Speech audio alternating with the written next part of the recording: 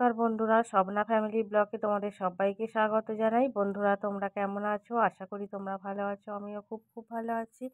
তো একদম সকাল থেকে ব্লগটা শুরু করলাম। সকালে তোমার দাদাভাই গিয়েছিল বাজারে, সেখান থেকে কিছু শাক সবজি মাছ মাংস এইসবগুলোই কিনে নিয়ে এসেছে। তো কী কী রান্না করছি অবশ্যই তোমাদের সাথে শেয়ার করবো। সকালে সমস্ত কাজ, চা খাওয়া, জলখাবার খাওয়া, তার সাথে চান টান সব কিছুই কমপ্লিট হয়ে গেছে। আর আমার একটু গলা ব্যথা হয়েছে, শরীরটা হালকা খারাপ। তো আমার গলার আওয়াজ শুনে অবশ্যই তোমরা বুঝতে পারছো। আর এই সময় না বেশিরভাগেরই শরীরটা খারাপ হয়। তো আমি শাকগুলো কেটে রেখে তারপরে মিঠাইকে গিয়েছিলাম স্কুল থেকে আনতে। তো এইমাত্র স্কুল থেকে এলাম, এসে দেখো তোমাদের দাদাভাই মাংস নিয়ে এসেছে। সেই মাংসটাকেই আমি এখন প্যাকেটটা খুলে ঢেলে নিচ্ছি। বেশ অনেকটা পরিমাণই মাংস নিয়েছি। তো এটা আমাদের খাসির মাংস। তো বন্ধুরা, দেখতেই পাচ্ছ আগে আমি যা যা রান্না হবে সেই সবগুলো কাটাকুটি করে রেখে তারপরে মিঠাইকে আনতে গিয়েছিলাম স্কুল থেকে। এবারে এসে এখন খাসির মাংসটা ঢেলে নিলাম। তো দেখলাম যে খুব একটা বেশি বড় নেই পিস। তো যাই হোক, বঁটি নিয়ে বসেছিলাম, আর কাটবার প্রয়োজন নেই, একবারে সাইজ মতোই এনেছে। তো বঁটি থেকে আমি আর উঠিনি। এবার ঢেলে নিচ্ছি মাছ। তো কী মাছ তো সেটাও দেখাবো।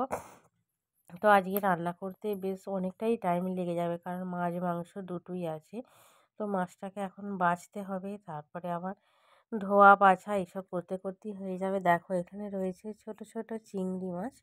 তো সেই আর রয়েছে এখানে বাটা চারা। তো ছোট ছোট বাটা মাছ আর রয়েছে ছোট ছোট চিংড়ি মাছ। তো বাটা মাছগুলো যদিও বেছে দিয়েছি, তাও কিছু আঁশ রয়ে যায়। তো এটা বাছতে বেশি সময় লাগবে না, তবে চিংড়ি মাছগুলো না অনেকক্ষণ বেশ টাইম লাগবে। তো যাই হোক, আমি ওদিকে রান্নাটা চাপিয়ে দিই, তারপর মাছগুলো বাছবো। তো বন্ধুরা, আমি রান্না চাপিয়ে দিয়েছি। এখানে খাসির মাংসটা কষানো হচ্ছে, আর মাছটাও আমার ধোয়া বাছা, তারপরে লবণ হলুদ মাখানো এইসবগুলো হয়ে গেছে। আমি মাছটা বেছেছি না রান্না করতে করতে। তো একটা রান্না চাপিয়ে দিয়েছি, দিয়ে আবার মাছ বাছছি, আবার হাত ধুয়ে আবার একটা অন্য রান্না করতে যাচ্ছি। তো এই করতে করতে যাই হোক মাছগুলো বাছা ধোয়া হয়ে গেল, আর রান্না এখানে হয়ে গেছে। শসা পেঁয়াজ কেটে রেখেছি, আর এখানে চিংড়ি মাছ, কচু, বেগুন, শিম, মূলো এইসব দিয়ে তরকারি করেছি।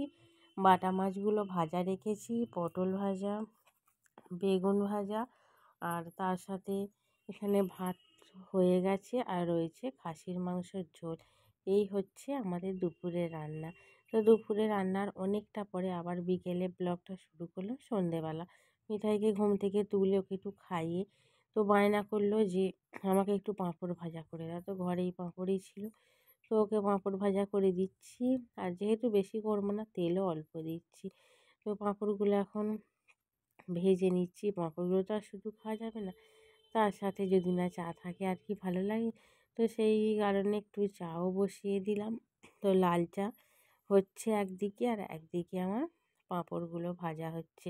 এই যে বন্ধুরা দেখো, লাল চা এখানে টকবক করে ফুটছে।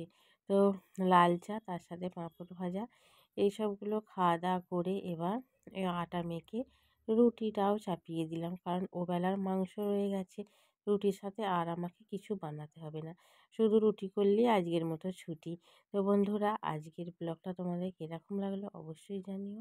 আর প্রথম থেকে শেষ পর্যন্ত আমার ভিডিওটা দেখার জন্য অসংখ্য ধন্যবাদ।